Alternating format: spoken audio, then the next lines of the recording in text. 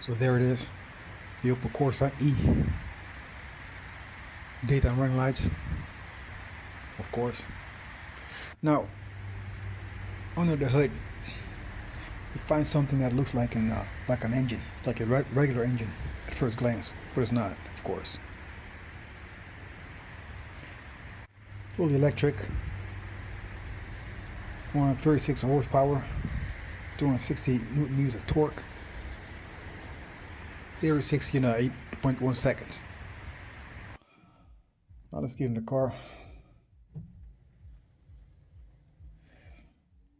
So the first thing you notice, of course, that it's silent.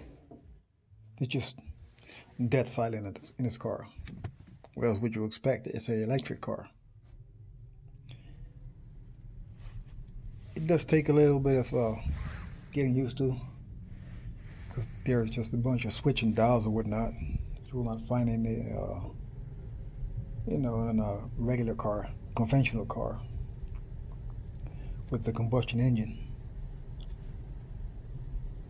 But once you've gotten used to it, well, it feels rather good. The ride itself is, it feels very sturdy. Of course, you have a lower center of gravity, which in itself enables, great ride with just very good handling. And you will notice, especially when you drive around corners.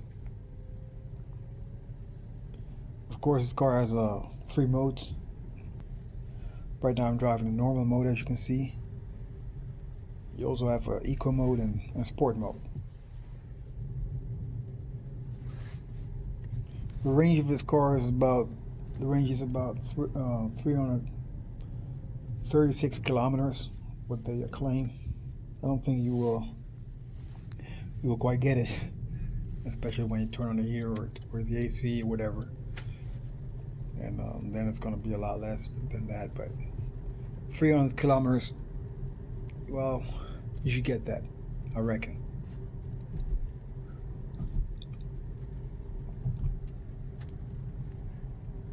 The funny thing about this car is it's a rather small car. Wireless charging, by the way. It's a rather small car, but the acceleration is just up to par, really. As I've just mentioned, 0 to 60 in 8.1 seconds, and that's rather fast. The top speed is not that great. It's about 150 kilometers per hour, 90 miles an hour, for that matter. And well, yeah, I don't think this is the car that you buy to really speed or whatnot.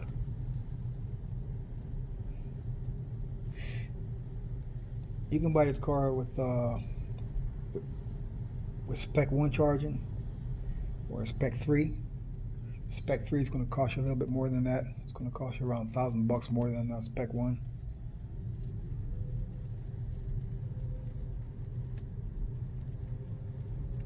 And well, you can just check a lot of options with this car.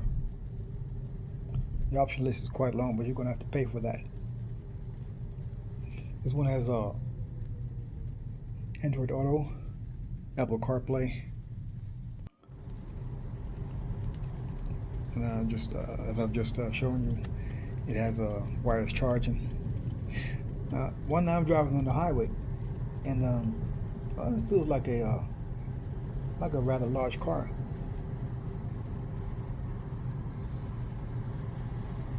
The ride is very solid, as I've just mentioned.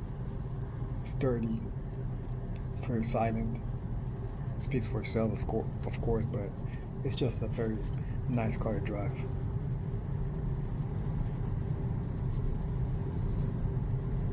There are a few things that you have to get used to, like the speedometer, for instance, or tachometer.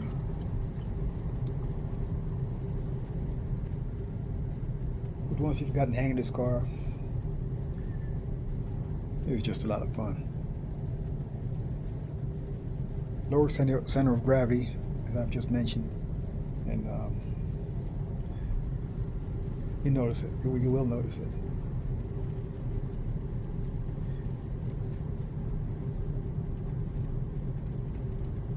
The interior is feels luxurious. A lot of leather, stitching. The infotainment system is okay.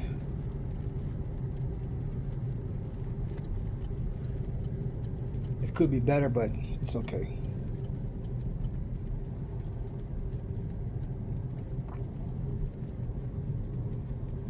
Let's get off this off ramp here.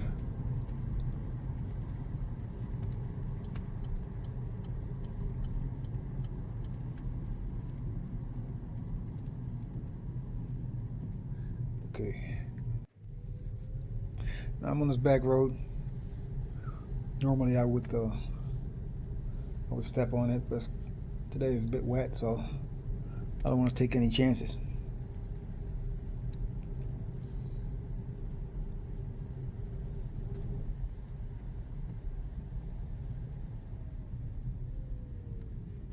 We're going to do that some other time.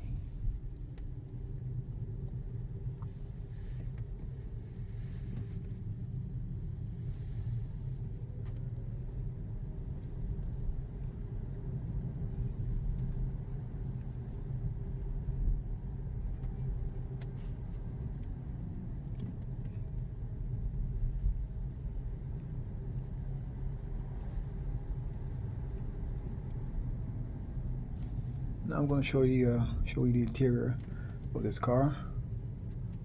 Let's stop right here.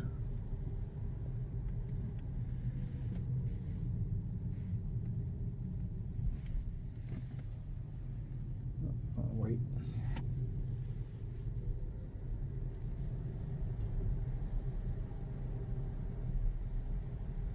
All right. Now I put the car to a stop, and I want to show you the interior. So you got the infotainment system, of course, but you also have regular dials and switches and buttons. For instance, for the heater control, you can do it on the infotainment system, but I prefer the buttons or the dials. And the room in the back is not. There's nothing to write home about, because the way I'm sitting in this car, if you were to sit behind me, well, it would be a challenge, because there's not that much room in the back of the car, unless you have a soccer mom sitting in the driver's seat. And even then, it's very hard to get in the car because the doors are rather narrow. You have to get over the latch as well, so it's a bit hard.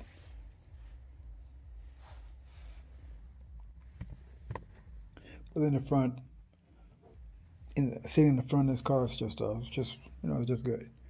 Well, that was it, folks. Thanks for watching. See you next time.